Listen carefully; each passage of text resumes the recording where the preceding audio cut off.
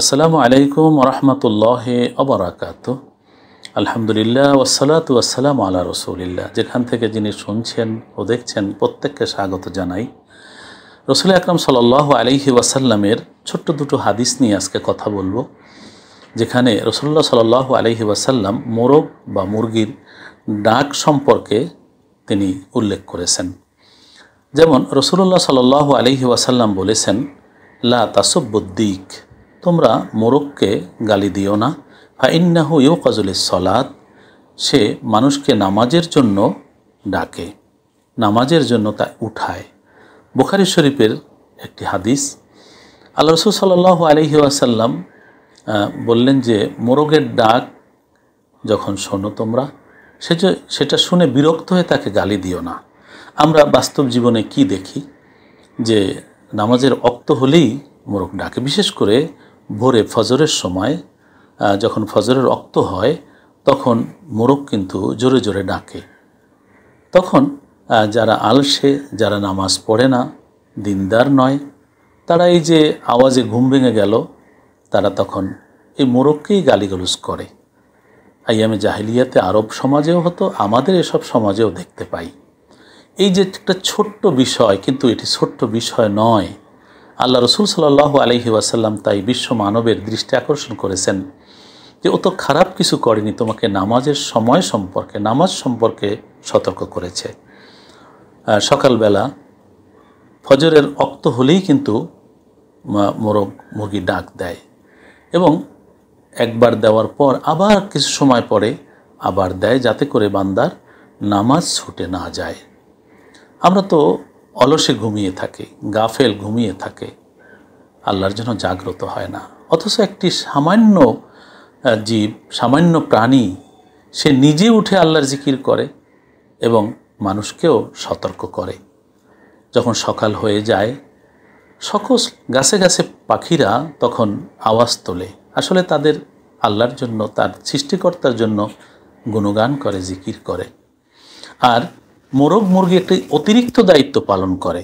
সে নিজে তো আল্লাহর জিকির করেই, মানুষকে ডেকে স্মরণ করিয়ে দেয়, সতর্ক করে যে নামাজের সময় হয়েছে, তোমরা নামাজ পড়ো। সেই জন্য বুখারী শরীফে হাদিসটি এসেছে, রাসূল আকরাম সাল্লাল্লাহু আলাইহি ওয়াসাল্লাম বলেছেন, লা তাসুব্বুদ্দিক ফাইন্নাহু ইউকাযু লিস-সালাহ, তোমরা খবরদার মোরগের ডাক শুনে তাকে গালি দিও না, কারণ সে তোমাদের নামাজের জন্য উঠায়। সুবহানাল্লাহ। আরেকটি হাদিসে বর্ণিত আছে, এটিও বুখারী শরীফের হাদিস। আল্লাহ রাসূল সাল্লাল্লাহু আলাইহি ওয়াসাল্লাম বলছেন, ইযা সামিআতুম সিয়াহুদ্দিকা ফাসআলুল্লাহ মিন ফাদলিহি ফাইন্নাহা রাআত মালাকান, যখন তোমরা মুরগির ডাক শোনো তখন আল্লাহর কাছে তুমি রহমত কামনা করে দোয়া করো, কারণ সে তখন ফেরেশতা দেখে। এটি একটি বিরাট গুরুত্বপূর্ণ তথ্য যে আমরা দেখি অনেক সময় মুরগি ডাকে। আল্লাহ রসুল এই ছোট্ট বিষয়টিও কিন্তু মানুষকে সতর্ক করেছেন যে এটি যখন ডাকে সে তখন ফেরেশতা দেখে। আমরা কি ফেরেশতা দেখি না, অথচ অসংখ্য অগণিত ফেরেশতা বিচরণ করছে। আমরা অনেক কিছুই তো এভাবে দেখতে পারি না, কিন্তু আল্লাহর কি সৌভাগ্য, আল্লাহ দিয়েছেন মোরগ মুরগিকে যে ফেরেশতা দেখতে পায়। যখন রহমতের ফেরেশতা দেখে তখন এই মোরগ বা মুরগি ডাক দেয়। সেই জন্য রাসূল পাক সাল্লাল্লাহু আলাইহি ওয়াসাল্লাম বলছেন, ইজা সামেতুম সিয়াহুদ্দিকা, যখন তুমি শুনবে মুরগির ডাক, ফাসআলুল্লাহ মিন ফাদলি, তখন আল্লাহর কাছ থেকে রহমত, বরকত, মাগফিরাত কামনা করো, আল্লাহর ফজল ও করম কামনা করো। ফাইন্নাহা রাআত মালাকান, সে রহমতের ফেরেশতা দেখেছে। কি অসাধারণ! সুবহানাল্লাহ, যে রহমতের ফেরেশতা নাজিল হয়েছে। সেই জন্য আল্লাহ রাসূল সতর্ক করছেন, তুমিও আল্লাহর কাছে চাও। এই ফেরেশতা হয়তো আল্লাহর আদেশে কোনো দায়িত্ব নিয়ে এসেছে, কিন্তু তুমি যদি চাও এই মুহূর্তে, আল্লাহ খুশি হয়ে ফেরেশতা পাঠিয়ে অথবা ওই ফেরেশতাকে দায়িত্ব দিয়ে যে বান্দা এটা চাচ্ছে তাকে এটা দিয়ে এসো, বা বান্দার সৌভাগ্যে এটা লিখে দাও।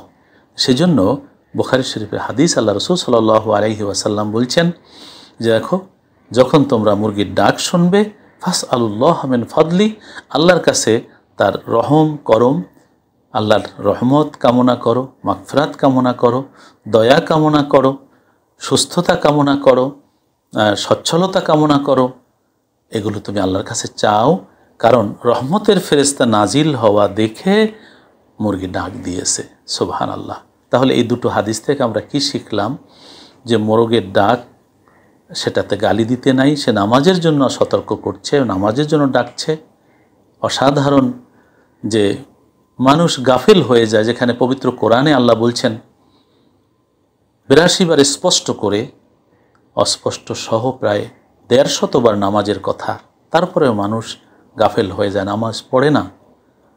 5 বার মুয়াজ্জিন আজান দিয়ে নামাজের কথা স্মরণ করিয়ে দেয়, হাইয়া আলাস সালাহ, নামাজের দিকে আসো।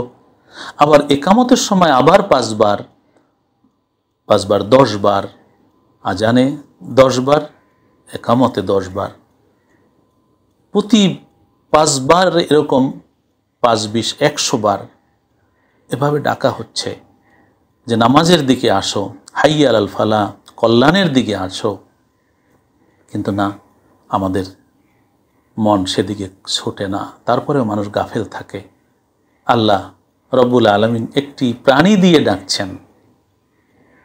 পশু পাখি সবাই আল্লাহর জিকির করে, কিন্তু এই প্রাণীটি বাড়তি দায়িত্ব মানুষকে নামাজের সতর্ক করে, নামাজের কথা স্মরণ করায়।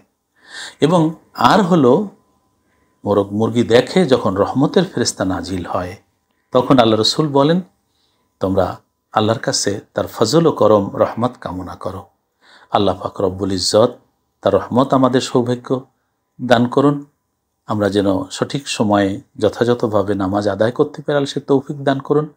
আমরা যেন আমাদের মূল্যবান এই জীবনটাকে আল্লাহর ইবাদতে কাটাতে পারি, তাহলে এই দুনিয়ার জীবনও সফল হবে, পরকালীন জীবনও হবে মুক্তির এবং কল্যাণের।